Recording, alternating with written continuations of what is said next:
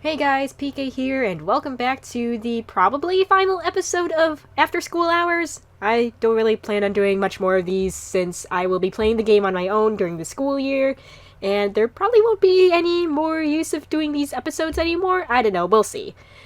Temporary hiatus after this, I guess. Maybe. We'll see. Anyway, I'm here again with Sam, Hello. and we're gonna be talking about a lot of things because there is some stuff from last episode we didn't touch upon yet, and there's a lot of things that came up in this chapter, I guess, because you know how it is with this story. About PK and Sam joining forces that we just get talking forever. Yes, exactly. So anyway, let's start off with our first point of discussion, the Flame Emperor's true identity. Honestly, I think it's Dimitri because he's never Flame Emperor and they're just never in the same room at the same time. And in the latest chapter where we see Flame Emperor, Dedu's all like, "Hey, have you seen His Highness?" And I'm like, Flame Emperor's right there. Dimitri's nowhere to be seen. And in that one chapter where we have to rescue Flame Emperor was there. Dimitri was off doing whatever. He had a reasonable alibi, though. He was helping Manuela to the infirmary, but now it's just like, there's no reason for Dimitri to not be here. Certainly a possibility, but I think all of that was basically the game wanting us to think it's Dimitri. Mystery stories where they want you to think the culprit is this person when it turns out to not be that person at all. Uh-huh. They speculated that the Flame Emperor is someone from the Adrestian Empire. Okay. We know Dimitri is not from the Adrestian Empire, so that's why I'm not thinking it's him. If you just look at Flame Emperor's color scheme, a lot of red. Yeah, I guess. Really speculate that Flame Emperor is someone from the Adrestian Empire. Also, Emperor. Mm-hmm. King, it's Emperor, as in from an empire. Empire. Emperor. Yeah, that's basically my train of thought there. Mm-hmm. I kind of enforce that, but that's a little bit later in the show notes, as I believe you probably can tell. Yeah. Like other reasons for why you think it could be Dimitri? I mean, other than the reasons I've pointed out, there's not much else I have. The fact that in that cutscene you analyzed, you were very confident it was Dimitri stepping on the Flame Emperor's mask. Yes. Dimitri is the Flame Emperor. It just seems highly unlikely he would decide to, like, break the mask. Like, why? I would think that would be just like a sign of defeat on his part. Like, his identity's found out, he's probably been defeated by us. I don't know, I can kind of see that now that I'm thinking about it. That could be, but it just seems more likely the mask is broken by whoever has uncovered Flame Emperor and is defeating him. Angles of that footage we saw from that one trailer. A lot of back and forth. It could be, but I'm just not really convinced that it is him right now. Alright. More you were going to add, or were you just going to move on to the next point? Nah, I think I'm good. Unless you have something to say. The other points more are involve Dimitri specifically, not really as to why he could or could not be the Flame Emperor. That's fine, we can move on to that. In that conversation with Byleth after that battle, Dimitri ain't happy with Flame Emperor. Like, he is seriously against Flame Emperor, like really deep and on a personal level. Now, that could be a ploy. That's very clear. If he is Flame Emperor, that could be a ploy. However, the level to which Dimitri seems to despise Flame Emperor seems more on a personal level than just the trying to throw suspicion off kind of route. Mm-hmm. Also, he said he came to Garrick Mach for revenge. And Right. he said that after he retells why he started to go a bit berserk. Mm-hmm. And I find it interesting that what gets him going berserk is when there is senseless killing and mistreatment of civilians and commoners. That specifically gets him, Yeah. which I find very interesting. Very interesting. I mean, it's definitely a little worrisome that he gets where he's about to go berserk, but the cause for it is very interesting.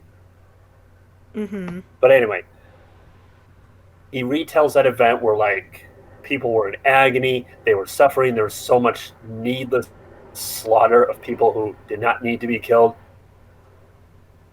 On fire, everything was just being destroyed senselessly. Uh-huh. And after he retells that, that's when he says he came for revenge. It's almost like he knows who was responsible for what happened at Dusker, like he knows who was behind it. Yeah. And I'm wondering if he saw Flame Emperor there, which would play into why he is so mad at Flame Emperor. Yeah, maybe. And just with like how much, where he mentions revenge, and it was around then that he gets really mad with Flame Emperor, almost like he has something personal with Flame Emperor, which just gets me wondering if he saw Flame Emperor at Dusker. Yeah, that makes sense. Do you have any like thoughts or theories, either countering what I said or maybe going along with what I said, either whatever? Not at the moment, no. But yeah, whatever Dimitri saw at Dusker, it definitely affected him really badly. Like, oh boy. Mm-hmm. Like, whatever he saw has essentially scarred him, maybe for life. Who knows? Yeah, definitely. Yeah. Like, Yeah. all right, he's seen some real. Things went down, things went south. It got bad. Mm-hmm. And because he mentions revenge, I really think very strongly he saw someone specifically that he is convinced is responsible for what happened at Dusker. Right. Like, he is furious at Flame Emperor for some reason, and I just really am wondering if he saw Flame Emperor at Dusker. I can't really think of any other reason why he would be so mad with Flame Emperor. Mm-hmm. So did you have anything, or did you just want to move on? I'm okay with moving on if you are. All right, what are your thoughts on Monica? Oh my god, I do not trust her. I still really do not trust her. I think we... Did we touch upon this last stream? I don't think we did. I don't think we were at a point where we could really go into depth with her at all. If we did, only slightly. Okay. So I'll just reiterate some points that I said to you at some point. But the biggest reasons why I don't trust her is A, she's all cheerful even though she was kept prisoner for probably a year and some change. 2, she's all buddy-buddy with Edelgard. I don't see why they have a connection, so it's kind of weird in my opinion. And, I don't know, it's just... and apparently, according to some other people, she's changed drastically since they last saw her, since she disappeared and all that, so it's like, yeah, something's going on with her, and I don't like it. Yeah, that is definitely worrisome, and that's mainly what I was thinking is her personality has changed quite a bit. Mm-hmm. Like, it'd be one thing if she was cheery and was now more serious or something, but I find it hard to imagine the opposite would happen. Yeah.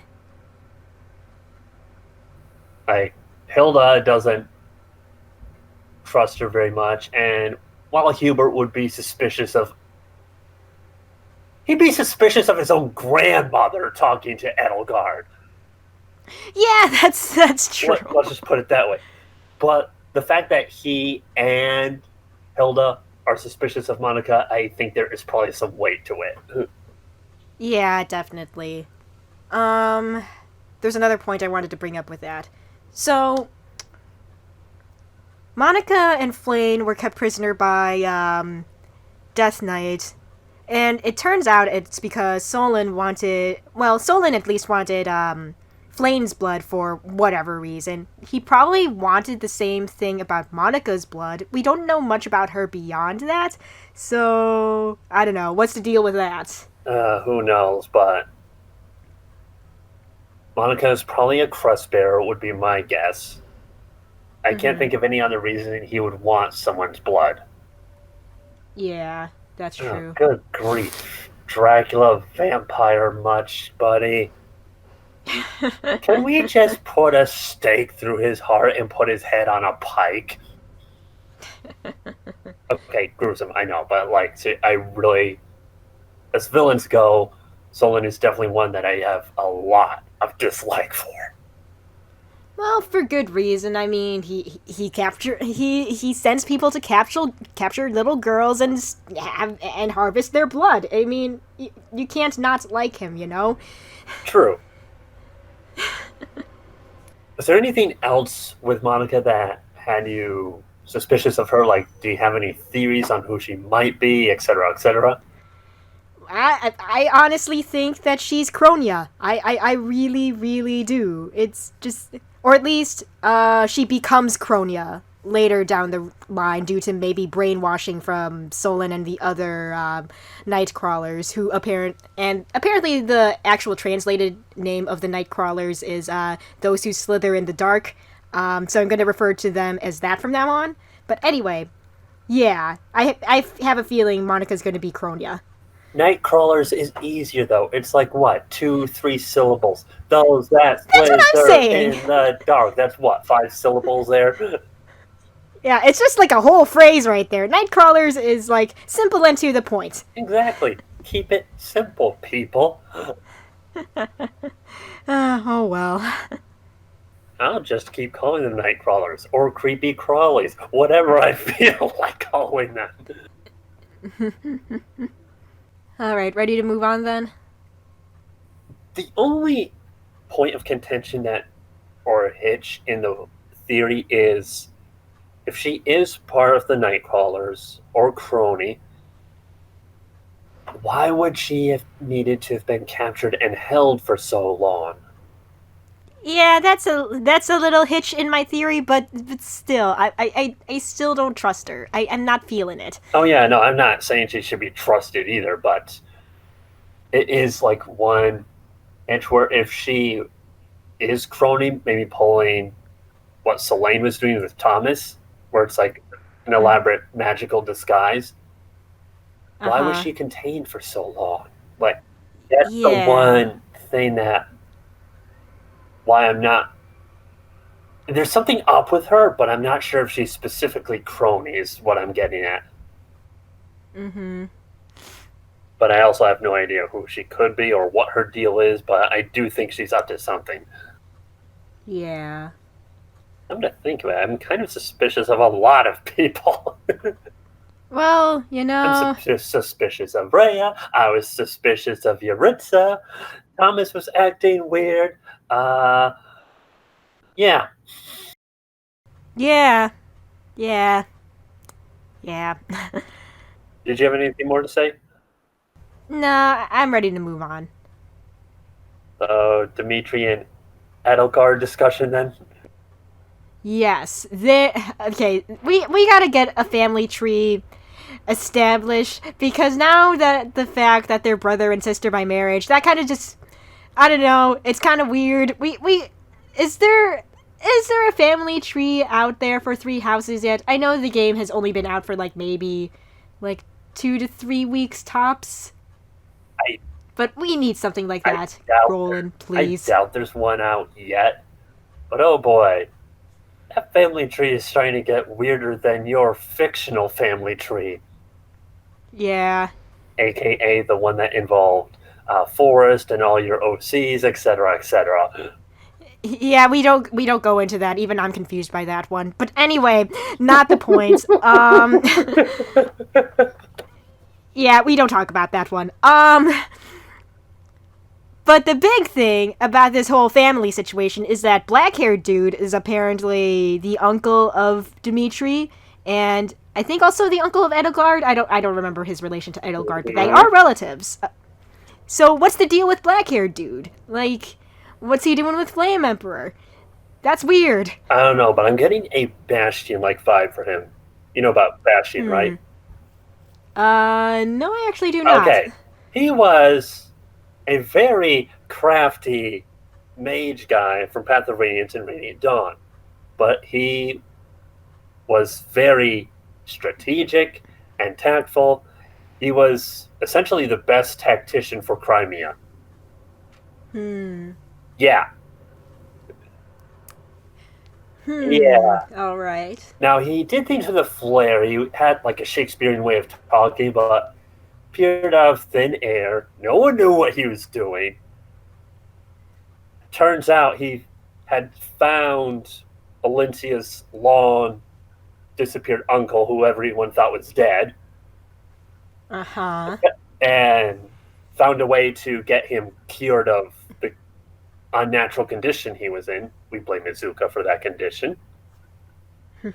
Actually, yeah, Izuka and Soleil would actually, they'd get along fine. Too fine. But yeah, he's, in terms of like just how strategic, thick-minded he seems to be, he reminds me of Bastion. Except that Bastion was a good guy. This guy seems probably villain. Yeah. But again, I'm not entirely trusting of the church, and he seems to be opposing the church, but we don't know why. Right. I doubt he's in league with those that slither in the dark, or the creepy crawlies, whatever. Then again, it's hard to say for sure. Yeah. Okay, but yeah, Dimitri and Edgard are related, but there's a very weird family tree going on in the game, and I don't like weird. Why can't we just have concrete connections that are easy to understand? Like genealogy. Sigurd and Ethlin are brother and sister. Ethlin is married to Quan. Quan is the brother-in-law.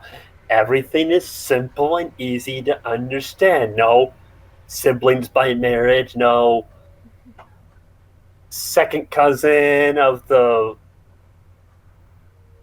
third uncle's nieces, brother-in-law. Like, no. No. Yeah. This is what happens when you have so many important characters and all that. It gets confusing after a while. Confusing, shamoozing. Anyway. But all right. Yeah, black-haired guy's up to something. He's the uncle of both Edelgard and Dimitri. That probably is what Dimitri was referring to when they had a complicated relationship and why he was expressing concern. Where she essentially is like his only family that's still alive, even if it's not entirely blood. But in the beginning where he was expressing concern for her, and her response was honestly a little on the cold side. I mean, sure, I get that she's maybe competitive or something, but good grief, girl. Good grief. I mean, I wanted to like Edelgard. I liked her design. I like units with axes because I honestly think axe characters are not shown enough love, honestly. I mean, look how long ago it was when we had our first Axe Lord. Yep. Way too long. I mean, the same is true of lances, but still, same idea. But Like the way she says things, I don't know. I just end up suspecting her of something. I don't know what, but she just seems and all that, and I don't like it. Mm-hmm. Did you want to move on? 'Cause Yeah, I I'm think ready we're to kind move of like on just if you are. repeating pretty much the same thing here. Yeah, I'm ready to move on if you are. All right.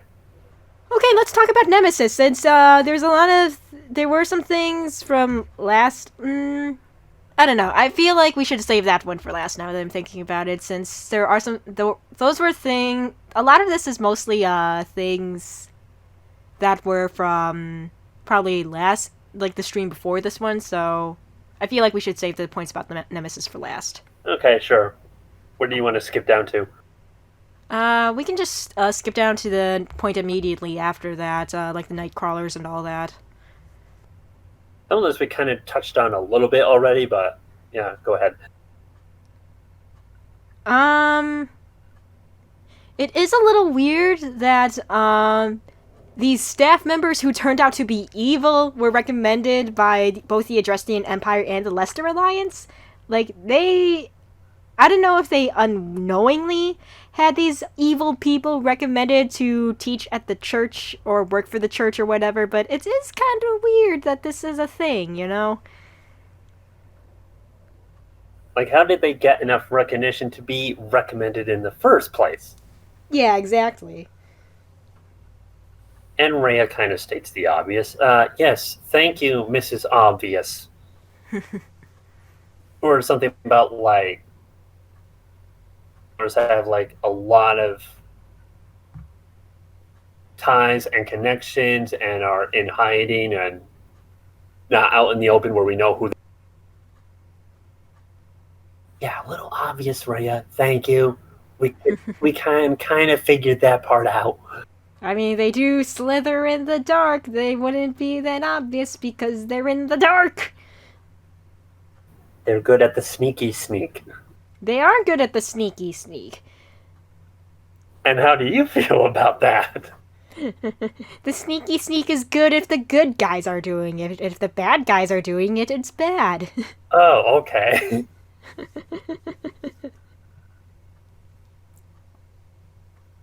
Yeah, some of this we already touched on, but like Selene was Thomas all along. Yeah. I mean, it's probably not that the Adrestian Empire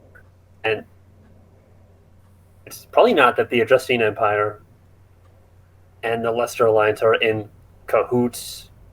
I mean, it's probably that you have powerful members who are a part of the Nightcrawlers within these territories. Mm-hmm.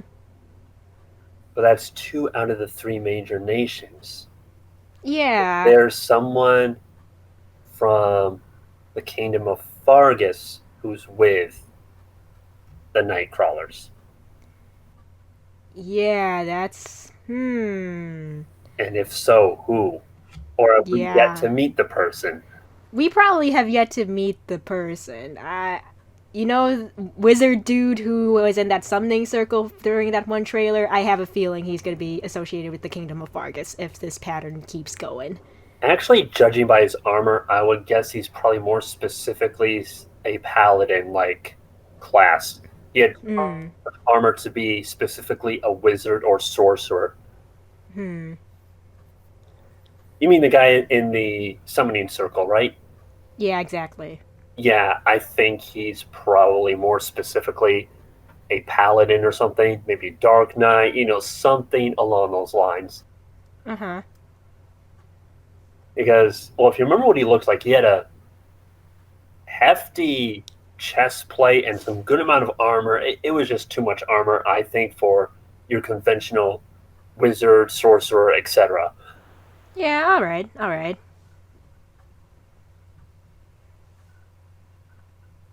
there anything else about either of those?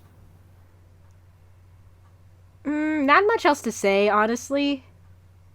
Aside from Yaritza being Death Knight and probably Mercedes' brother that she has alluded to. Yeah, I think we've pretty much touched upon everything we can about these guys, honestly. Yeah, I mean, there's a question like, what are they trying to accomplish? But like, there's so much in the unknown. We just have nothing to go on. Yeah. All right, let's move on to the next point then. Which is Gerald, I believe.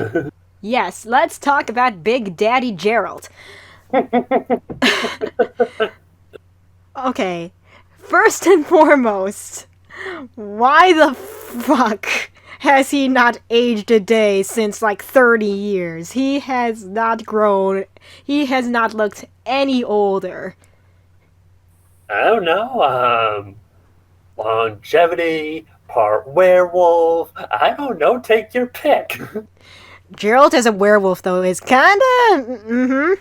that sounds pretty good. Yes, PK. I should not be thinking about this about my dad. What exactly are you thinking? We are not going into that. Anyway, it is just kind of weird. People need to know. No, they do not need to know what I'm thinking about. No. Anyway, but yeah, it is kind of weird that he has not been aging. He might be part dragon. No, probably not part dragon, but there's something going on there. Probably some sort of divine blood in him of some sort. Yeah, probably, definitely. I do like it that he took Alois under his wing after losing his own squire previously. Yeah. And kind of reminds me of, like, Batman and Robin just a little bit. Except that I like Gerald's personality a lot more than I like Batman's. I'm sorry, I just don't care that much for the brooding, dark, edgy character. It's not that appealing, especially when everyone has had hardships. I don't think Batman having had hardship is justification enough to be all dark and brooding, especially when everyone in his universe has also had hardship, but yet they're not all dark and brooding. Look at Robin, look at Catwoman. They have had hardship. Are they dark and brooding? No, they're actually really lighthearted, carefree. I wouldn't mind being friends with them. Batman I would not want to be friends with just because of his personality. He lacks the charisma. You gotta have the charisma.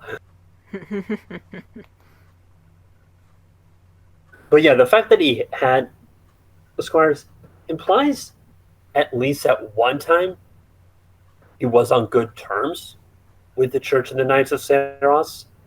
What happened that caused him to leave? Was it specifically his wife dying? Was there anything else involved? And Gerald kind of dropped the ball a little bit in that conversation after the battle, but we never got more information. But I think you chose the question, what? Wasn't I born after you left or something like that? Yeah, that's the thing. Like, was I around during the time of Gerald being still part of the Knights or what? If Byleth was, then too young to remember probably. And there is the question of how old is Gerald and how old is Byleth? No one seems to know anything about that. Yeah.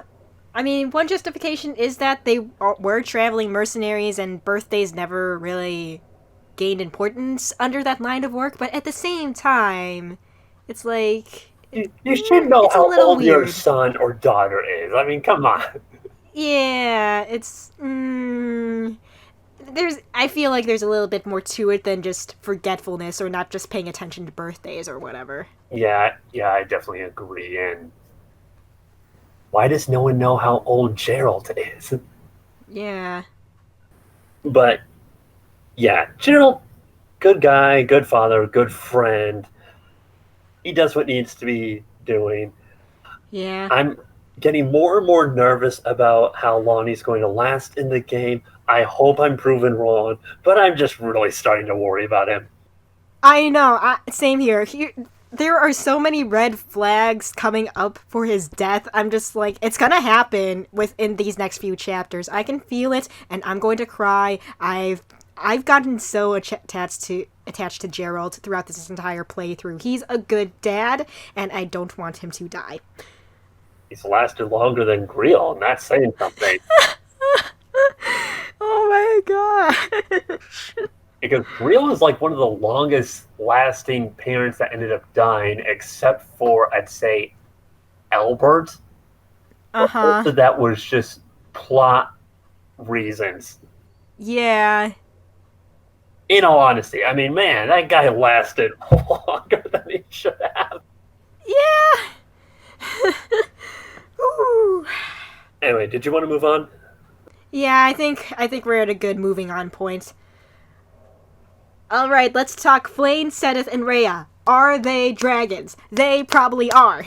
First off, green hair. Second off, they don't have visible ears. Third off, Flame's age at least is listed as question mark in her profile. Fourthly, well, first of all, I'll let you get some input before I move on to the big point here. Well, Seteth rides a dragon, that has to mean something. Just have a dragon ride a dragon? Exactly. I'm not sure what point you're going to bring up, but the big thing I'm thinking of is it's revealed Seteth is older than he appears and is quite useful for his years. Again, pretty much sounds a little like Gerald. What is going on here with these characters that should be old, that are older than they appear? Yeah, that's weird. It's really weird. Was that the point you were going to bring up, or was it something else? It was kind of connected to that point. So just to preface this, I just wanted to assure everyone that I was not, like, completely spoiled about things, but I feel like I'm 100% right about this because I was talking with my brother about things concerning Flame and Seteth because he saw me do that one paralog last stream. Flame and Seteth are probably Saint Cerulean and Saint Keyhole. As in the saints? Yep, they are them. They are them, most likely. And if I'm right, please don't spoil it for me, because this is just a theory that I think is like 100... I'm like 99% sure that this is a confirmed theory. Here's the evidence. Flame uses white magic and has a training lance in her inventory when you first recruit her. Cerulean statue bonuses include raised lance experience and raised faith experience. Seteth rides a wyvern. Keyhole statue gives you bonuses for flying and axes, which are skills that you need to pass the wyvern rider exam. And also there's the fact that Seteth is actually Flame's father. And yeah, and that's the relationship between Cerulean and Keyhole. Cerulean is Keyhole's daughter. And again, Seteth says that he does look more youthful than he actually is. So that's kind of a thing. Like, way more youthful. Considering that the War of Heroes was like thousands of years ago or something like that. Yeah, he looks a lot younger. In fact, he probably shouldn't have even been alive by now, you know? Wait a minute. If he is one of the saints alive during that war, Flame is his daughter, was the mother one of the saints, possibly? The other two saints were actually both dudes, so that's off the table. Okay. It explains, firstly, why he's so protective of Flame. Yeah. She's his daughter, for crying out loud. That makes sense. It makes more sense than him being the older brother, because I don't think an older brother would be that protective of their little sister. It does make more sense that Seteth would be her father instead. Protective, yes, but not quite that protective. Exactly, yeah. So that might explain why he removes certain books from the library, where not so much because it's information that would put a bad name on the church, but more just maybe it's personal information or something along those lines. You know what? Yeah, I didn't even think of that. Yeah, that probably is as a way to protect his and Flame's identity, at least. Yeah, exactly. Especially if he was there during that war. Mm-hmm. But that begs the question, what was the war about? There was the elites, the four saints, and then there was Nemesis. Yeah. Okay, so I didn't actually get to read the stuff in the library, but my brother has told me a bit about it. According to some books in the library, even though the goddess, who is Sothis, we'll get to that later, even though she bestowed the crests upon the Ten Greats and the Saints and the Ten Greats fought back against the goddess for some reason. And I'm not sure why. I'm going to have to look into the books again. I'm going to have to look into the library myself to see what the deal is with that or get some more info about that, but yeah, that's a thing. Wait a minute, fought against the goddess. Yes. Okay. Okay. But yeah, Nemesis, but Hubert also mentions this in the Heroes Forging Bonds event, if you played through that at all, Sam. But yeah, that was also a thing. Not really. I wasn't too interested in the accessories. Alright, but yeah, I played through it just because I wanted to see if there was something that could help out with more analysis. But yeah, that was one line from Hubert's Forging Bonds event that I came to notice. I was like, I did not know that the goddess was fighting against the Ten Greats. That's kind of weird. Interesting. Why were they fighting against the goddess? Is the first question. Yeah, that I don't know about yet. I'm gonna have to go into the library and see what the deal was with that. Second thing is, Nemesis was definitely championing the cause of the goddess then. Yes. Fighting against the greats and the elites because they were all going up against the goddess for who knows what reason. Yeah. Mm-hmm. In other words, Nemesis was more or less on the right side of that whole conflict, which means I was correct when I said that I thought Saros was making a very big mistake. Mm-hmm. Remember when she's just like, okay, she was mad and she was just stabbing him. Oh, yeah. I said I thought she was making a huge, grave mistake, and looks like I'm right on that. Mm-hmm. The question is, what side was Saros on? Like, is she considered any of the elites or anything? I'm pretty sure she is considered one of the elites because she does have a crest of her own, so I would feel like... Okay, so if she was going up against the goddess, who was she referring to by mother? At this point, I think she was referring to her own actual biological mother at that point. I don't know who is her mother just as of yet, but, you know, she was probably important in some way. I don't know. Yeah, and some of this needs to have better discretion with bestowing gifts on people. She bestowed gifts on people who just turned on her, and who knows why. Yeah. So it would seem the tale that is told about Nemesis is not entirely accurate. It wasn't that the power went to his head, so Saros had to put him down. He was fighting essentially to protect the goddess, is what it sounds like. Yeah, that's the vibe I'm getting too. Which again is like, I was suspecting we were meant to think he's the villain when in fact he is not really. Mm-hmm. We'll probably have to fight him, but in all honesty, yeah. Mm-hmm. Yeah. Is there anything else on this that you wanted to cover, or have we pretty much covered? I think we've pretty much covered that. So I think this would be a good time to move on to the last 2 points. First of all, confirmed theory is that Sothis is the goddess. We don't know much more beyond that. There is that we skipped some points, so we'll have to jump back up to cover those. Yeah, we're going to have to go back to talking about Nemesis, but yeah. But anyway, you were saying Sothis is the goddess.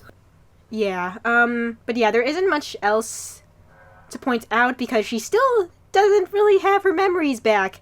And I was hoping that one paralogue I had with her would shed some light on things, but no, it did not, and I am sad because I wanted the sweet, sweet lore. Do you remember when we said in the trailer long ago something about the divine Ceres was given a gift by the goddess, a gift to help guide the lost? Yeah.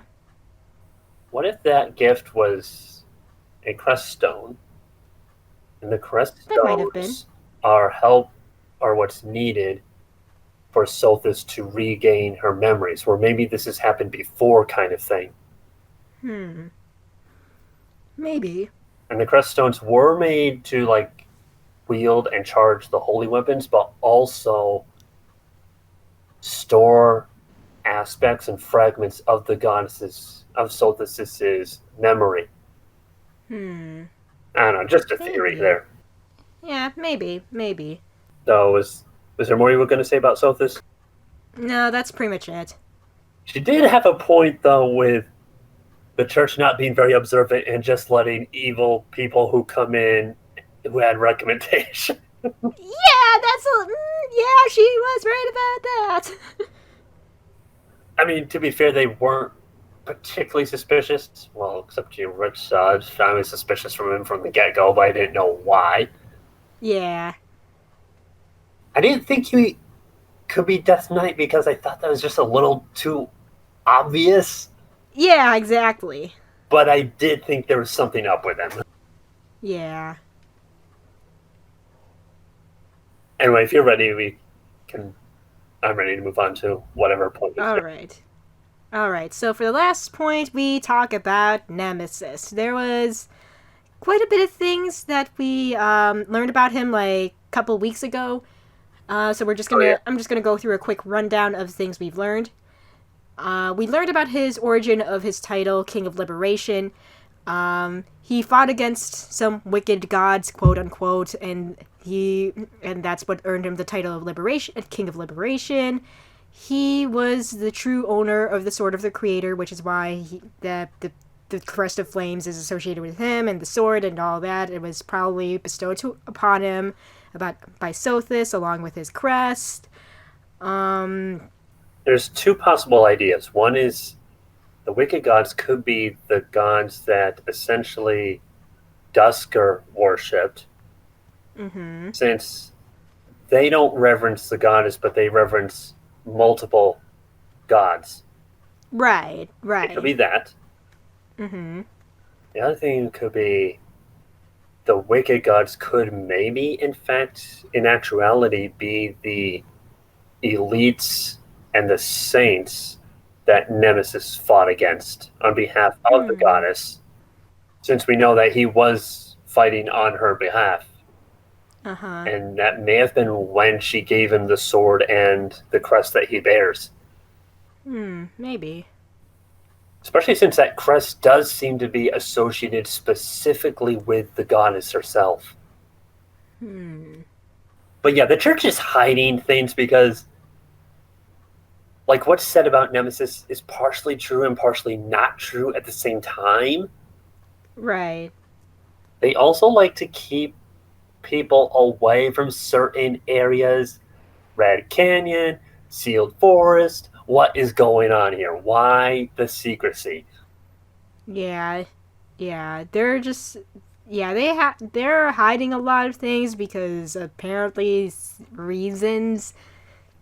And you wonder why I don't trust Rhea. I think she knows more than she is saying. Yeah, definitely. And she's like just holding a lot of the information back. And like, I just do not trust her at all. Nope. Yeah, I don't. Do I think she's evil? I don't know. Given her design, it's really hard to label her that way.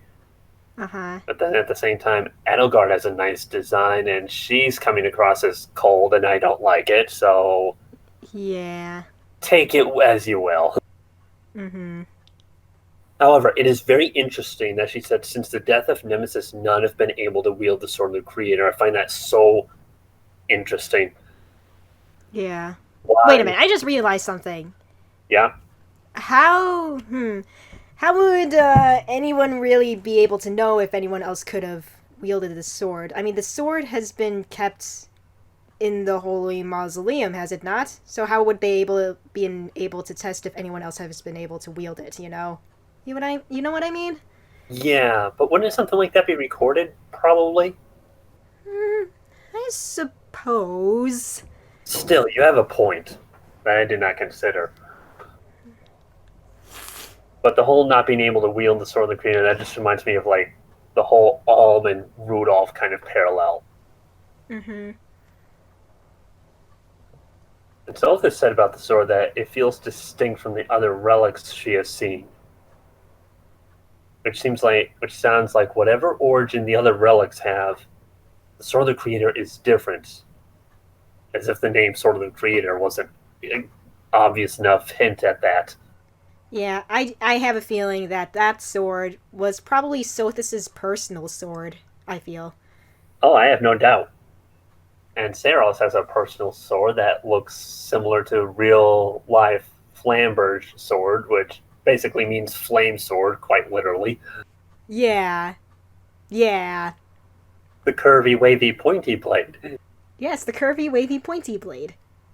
Uh, so just keep moving down the list, basically. Yeah, pretty much. I do wonder about the bone structure, though, with the relics.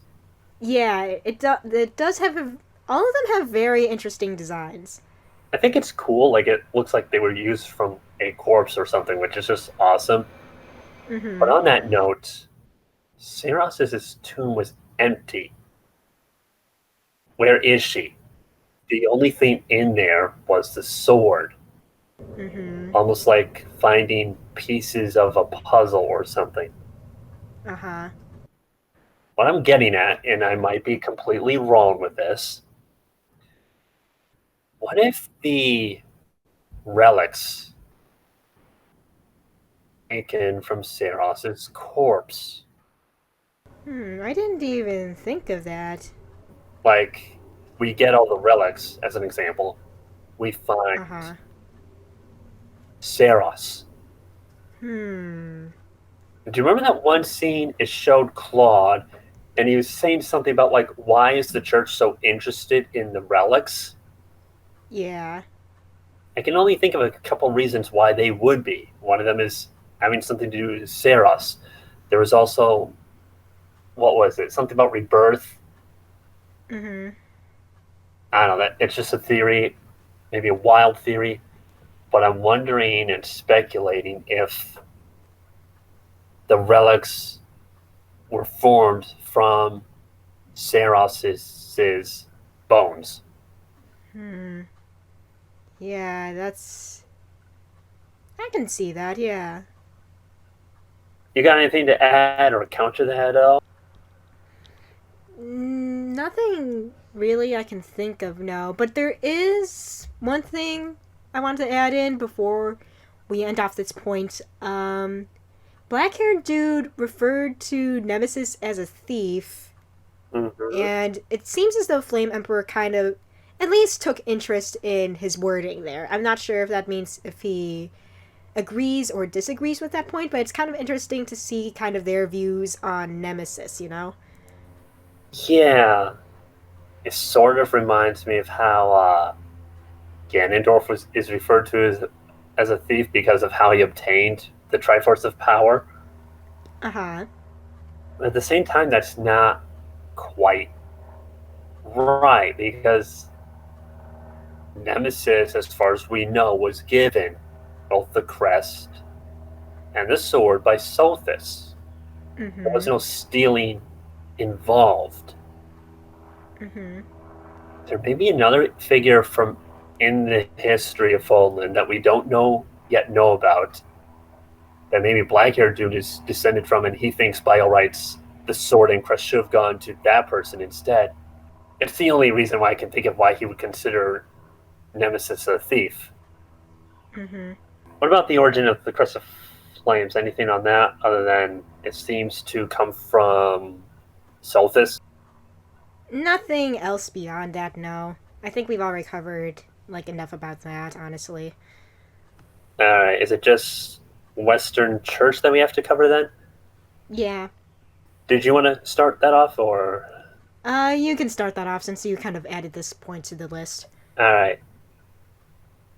What are they trying to do? Like, what is their goal? They are a church, but they are definitely in opposition to Garruk Mach. Mm-hmm. They seem convinced that Rhea is an imposter. An imposter of who? Seems to me they think she's an imposter for, like, the step-in or spokesperson for the goddess. Mm-hmm. They've called her a witch on more than one occasion. Like, they are convinced, for whatever reason, that she has no right to be holding the position she holds. Mm-hmm. And it doesn't help that Garruk Mach is clearly hiding something. Yeah, I agree. They are hiding something, and that's not helping their case at all. Mm-hmm. And on that first mission with the Western Church, one of them spoke up saying, "We know you've killed many of our brethren in this manner." Mm-hmm. It just reminds me of how in Radiant Dawn, when Mm-hmm. Gallia found out that the politician, the apostles in Bagnion were responsible for the burning of Serenus Forest, where they just laid blame on the Herons and murdered them, burned the forest down. They sent Lagu's messengers to inquire on the matter. Mm-hmm. Their messengers just got killed in Bagnion or when they were returning back. Mm-hmm. And this approach here just reminds me of that, where opposition is being laid against the church and they're just killing off or silencing in one way or another anyone who raises any criticism or opposition. Mm-hmm. And from what I can tell, it's not looking good. Yeah. Like, at all. I mean, they removed certain books from the library, and we covered what part of the reason of that might be. But it is true in history, rulers would remove segments of historical records that maybe put a slander on their name and that kind of thing. Same thing will be going on here. Mm-hmm. Not to mention, certain locations are, like, really off limits. Yeah. The mausoleum, I mean, that one's a little more understandable, honestly. But why is the Red Canyon off limits? Why is the Sealed Forest off limits? Areas within the church are off. What's all this? You shall not go there. Mm-hmm. You thinking, or I don't know, you sound like you're thinking there. Honestly, I don't really have much to say about that because I don't know. I mean, the church is just acting suspicious overall with them hiding things and all that. I mean, I kind of agree with the Western Church on this point. You know, the church has been kind of suspicious. You know. Then there's the question: what about the Eastern Church? What's their stance here? Like, they aren't opposing Garruk Mach, but we don't know if they necessarily agree with Garruk Mach either. Well, it has been stated that the Eastern Church doesn't really have much of a voice when it comes to the politics of the church and all that, so even if they did say something, they wouldn't really be heard. So it's like they probably do oppose that in a way, but it's just like it's not, they don't really have much of an impact in the first place. Yeah, and what's the black-haired guy out to? Because he seems to be essentially using the Western Church like a pawn Yeah. to further his own goal, whatever that might be. Mm-hmm. And which makes me think back to what triggered Dusker in the first place. Sylvain was convinced that someone else was pulling the strings. Where it got like enough people dissatisfied to rise up against the kingdom of Fargus.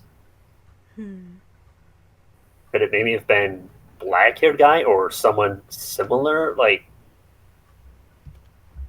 what's going? But yeah, Western Church is convinced of something. Like, namely, Rhea should not be the Archbishop. And due to how the church acts in general whenever opposition or criticism is laid at them, like how they deal with it, it's not helping their case at all. Right. Not to mention the church has a way of like, you just get the sense that they know the answer, but they're holding information back. Like, I've just gotten that impression with Rhea more than one time. Anything else you wanted to say, like on any of the points we've mentioned already or anything? I think we're good to go. I think that's everything I wanted to cover. So I think we can pretty much end off this episode. Okay. These episodes have been fun. Yeah. Thank you all so much for watching these. It's been fun going over some of these ongoing plot points with you guys. And thank you, Sam, for joining me for all of these episodes. It's been a lot of fun. Thanks. I agree. Thank you for having me. So, as I said before, I'll be playing the game on my own. And I'll try to make sure I tweet about it at least so you guys won't miss out on my reactions on things that might happen in the game. I'll leave a link. As always, my link to my Twitter is in the description. But other than that, thank you all so much for watching. I will continue from where I left off on stream during my winter break. But other than that, I think that will be it. Thank you all so much for watching, and we'll see you all next time. Goodbye. Goodbye.